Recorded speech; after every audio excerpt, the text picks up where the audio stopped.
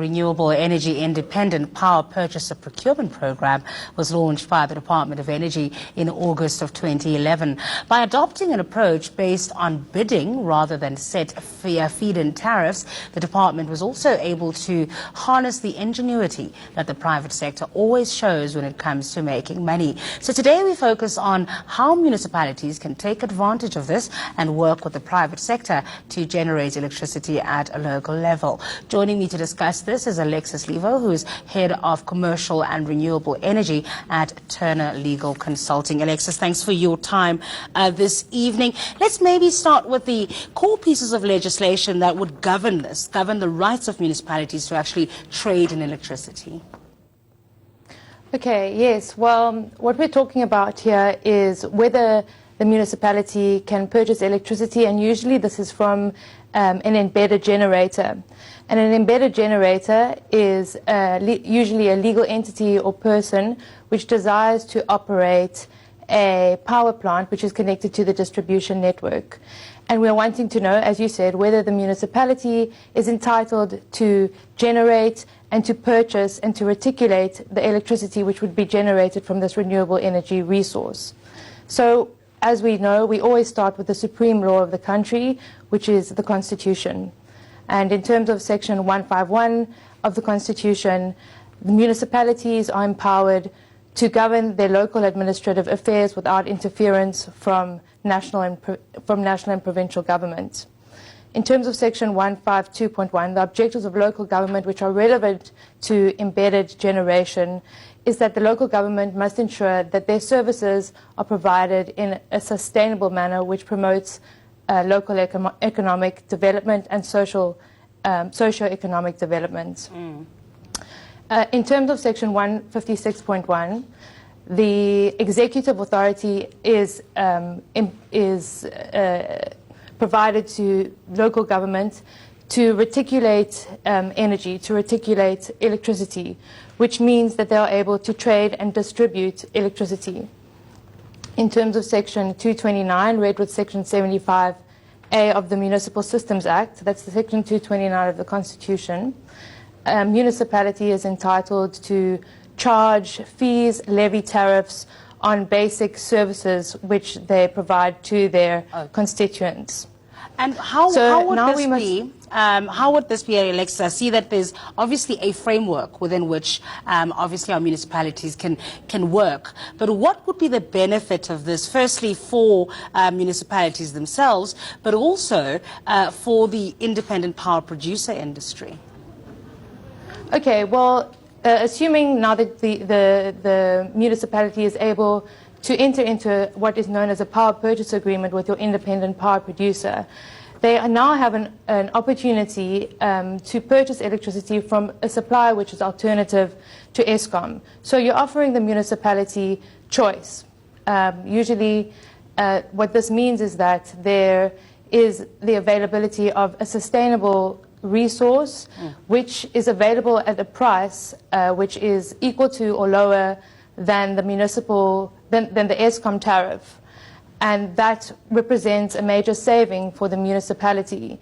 In terms of the MFMA, which is the Municipal Finance Management Act, the municipality is entitled to purchase electricity from an alternative source than Eskom, provided that that price is equal to or lower than the price provided by Eskom. Okay. So then you have a potential saving over there.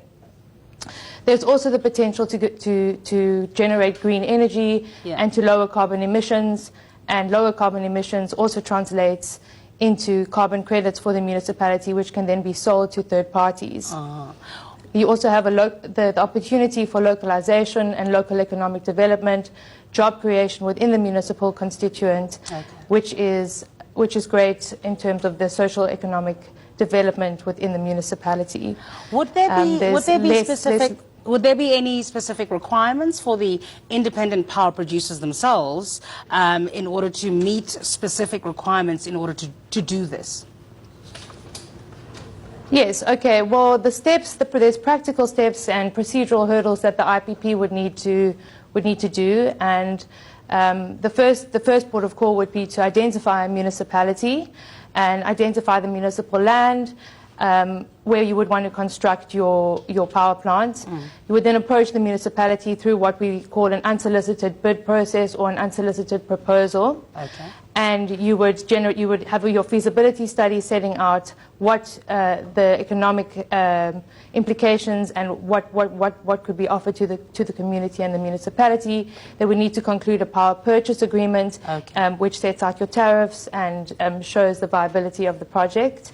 And you would need to do your environmental impact assessments, get your NERSA applications, and go about commissioning your joint venture with the municipality. All right, we'll leave it there. Thanks so much for your time today. Alexis Levor is Head of Commercial and Renewable Energy at Turner Legal Consulting. Now, going green has become quite fashionable in some parts, but is nothing new for a pensioner in Cape Town. Anthony Keane runs his entire home on solar energy, and he's been doing it for years. Anthony Keane is a retired medical doctor, and he is now an expert on going green. Unlike his neighbors, he has never experienced load shedding. His house has a prepaid meter, but it has hardly been used as almost all his electricity is generated by the sun. On the roof are a variety of solar panels. Some heat water, others provide electricity, enough to run all the household appliances. I produced quite a lot more energy than I was using, so I banked up quite a lot of units in my meter, which I'm still using today. So I haven't paid an electricity bill for many years now. Keane has a battery system to store surplus power, which is used on overcast days. He also uses the batteries to charge his Fiat, which he converted into an electric car a year ago. It can travel up to 200 kilometers on a single charge. But Keane says going off the grid hasn't been cheap. It is an expensive operation. You put up a heavy capital cost at the front, but for the next 25 to 30 years, your electricity cost from that stays the same.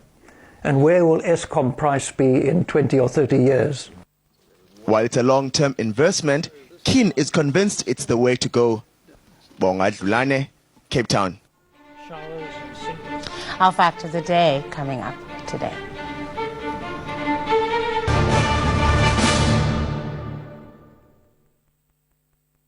Hospitalization.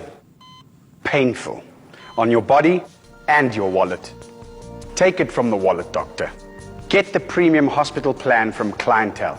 We pay out up to 5,000 Rand per day in hospital. That's up to 1 million Rand hospital cover per year.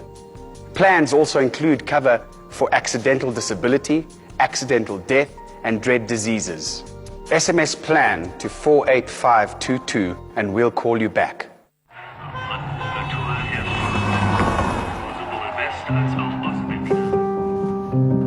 Dear Alexander, I find it more and more difficult to write you these letters. The years keep getting longer, and what has come between us still